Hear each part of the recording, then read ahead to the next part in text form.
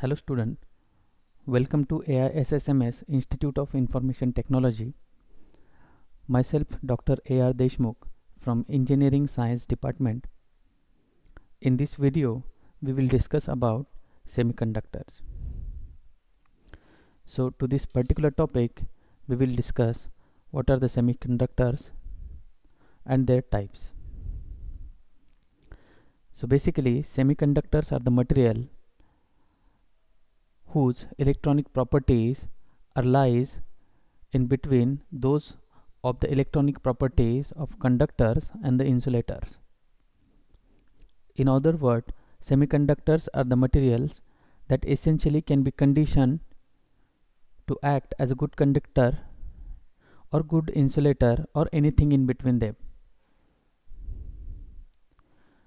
These intermediate properties of materials are determined by crystal structure, bonding characteristics, and electronic energy bonds.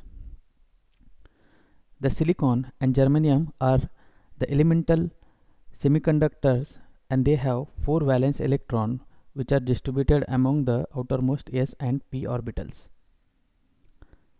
These outermost s and p orbitals of the semiconductors involve sp3 hybridization. These sp3 orbitals form 4 covalent bonds of equal angular separation, leading to the tetrahedral arrangement of an atom in space. Resulting tetrahedron shape and resulting crystal structure is known as diamond cubic crystal structures. Now let us discuss the types of the semiconductor. There are 2 types of semiconductor. First is intrinsic semiconductor, which can be called as pure semiconductors, and second is extrinsic semiconductor, which can call as a impure semiconductor. So let us first understand what are the intrinsic semiconductors. Now, a semiconductor which does not have any kind of impurities added and behaves as an insulator at 0 Kelvin and behaves as a conductor at high temperature is known as intrinsic semiconductor or pure semiconductor. Germanium and silicon are the best example of intrinsic semiconductor, and they possess diamond cubic crystalline structures as discussed previously. Now, as we can see in a figure, when a suitable form of energy is supplied to a semiconductor, then the electron take transition from valence band to the conduction band.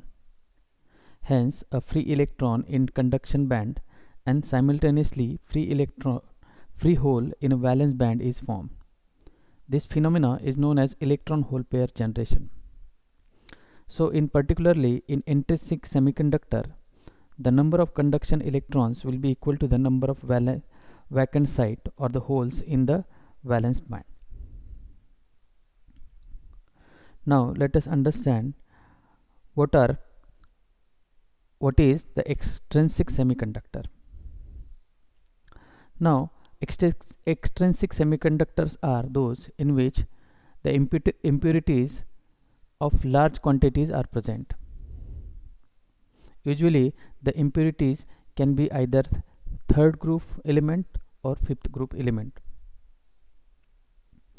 Based on the impurities present in the extrinsic semiconductor, they are classified into 2 categories. One is N type of semiconductor and another is P type of semiconductor.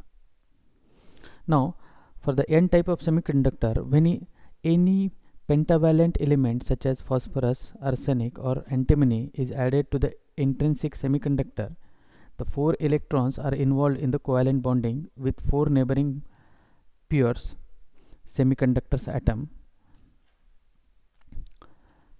and the 5th electron is weakly bound to the parent atom, and even for the lesser thermal energy it is released, leaving the parent atom positively ionized. Now, for the P type of semiconductors, when trivalent elements such as indium, have 3 electrons in their outermost shell orbit, and added to the intrinsic semiconductor, all the 3 electrons of the indium are engaged to covalent bonding with 3 neighboring Si atoms. And these trivalent impurities are called as acceptor impurities. And the semiconductors doped the acceptor impurities are called as p-type semiconductors.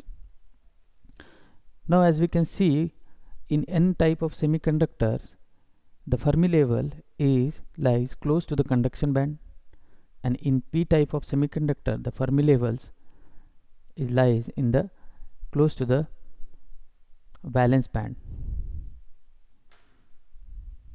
Thank you.